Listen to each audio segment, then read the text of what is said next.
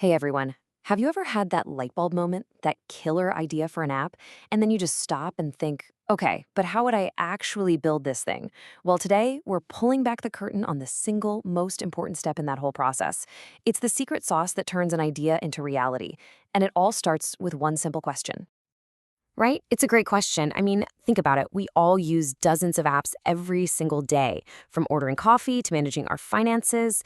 They feel so effortless, but behind that slick interface, there's a staggering amount of planning. So, what's the magic trick that takes you from a sketch on a napkin to a full blown application on millions of phones? Well, it's pretty much exactly like building a house. You wouldn't just show up with a pile of lumber and start hammering, would you? Of course not. You'd need a plan. And in the software world, that architectural blueprint, that's what we call system design. And that is where system design comes in.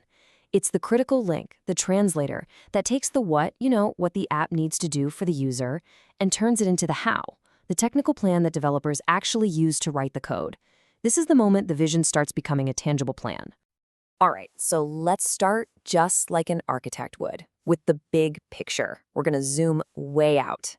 This first phase is called high-level design, and it's all about sketching the main shape of the building before we start arguing about what color to paint the kitchen. Just imagine this is the first napkin sketch of a brand new skyscraper. It shows you the major structures, the foundation, the different floors, the elevator shafts, and how they all connect. For software, this means we're identifying the big puzzle pieces, things like the user database, the payment system, the main news feed, and drawing the lines that show how they're all going to talk to each other. And look, the whole point of this high-level design isn't just to have a bunch of meetings. It's to create something real, a tangible map. A developer should be able to look at this system architecture diagram and in just a few minutes get the gist of the entire application. This is the master plan. Okay, so we've got our master plan. The whole building is sketched out. Now it's time to zoom way in. We're going from that big architectural drawing to designing every single room, right down to where the outlets and the pipes are going to go. And honestly, this is the best way I know to think about the difference. High-level design is all about seeing the whole forest. Low-level design, or LLD, that's where we get up close and personal with every single tree. We're digging into the nitty-gritty of each one of those components we identified earlier. So you see, this is where things get really specific. We're designing the database schema, which is basically the blueprint for all our data. It's like planning the entire plumbing system for the data. Then we're figuring out the inputs and outputs. How do users turn on the faucets and flip the light switches? And crucially, we're defining the interfaces, making sure that when you flip a switch in one room, the right light turns on in another. Now, just like a real architect has their T-squares, their compasses, their fancy software, system designers have their own toolbox. It's full of specialized visual aids to help map out these complex plans and just make sure everyone's on the same page. So first up, you've got something called data flow diagrams, or DFDs. The best way to think about these is as a map of the app's circulatory system. It shows exactly where a piece of information, like your username and password, comes from, where it flows, and what happens to it at every step of its journey.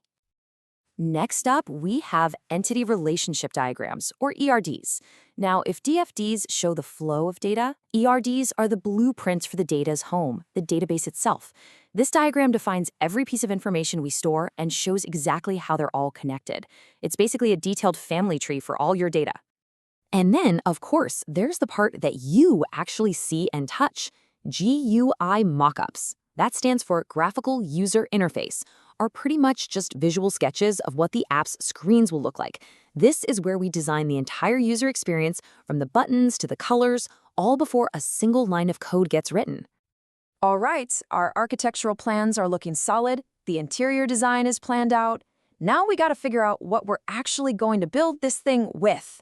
This part is all about picking the materials, hooking up the utilities, and installing all the locks and security cameras. This is where it gets really technical. We have to decide on the hardware and software. What kind of servers do we need? What operating systems? Then we plan out the network to make sure data can move around fast and reliably. And maybe most importantly, we design the security from the ground up, figuring out exactly how we're going to protect a system and all of its user data from day one. So, okay, we've gone from the 30,000-foot view all the way down to the nuts and bolts. You might be thinking, wow, that is a lot of planning. Why bother? What's the real payoff here? Oh, the payoff is absolutely huge. First off, a good design is a crystal clear roadmap for the developers, which means way fewer mistakes and costly do-overs down the line. It also forces you to think about the future, making sure the app is scalable, meaning it won't crash the second it gets popular. And at the end of the day, it's the ultimate guarantee that the thing you build is the thing that user actually wanted. And if you need proof that this is all real work, just look at this. This is maybe the most important takeaway. Every single step we just talked about produces a concrete, physical document. From the big architecture diagram to the detailed hardware specs, each one becomes a chapter in that final blueprint that guides the entire project. If you remember just one thing from all of this, let it be this idea. The time you spend upfront on system design isn't a delay, it's an accelerator.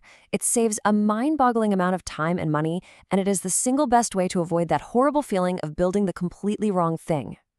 So here's a little challenge for you. The next time you pull out your phone to order a pizza or check the weather, just pause for a second. Try to picture that invisible blueprint, that hidden architecture, holding it all together.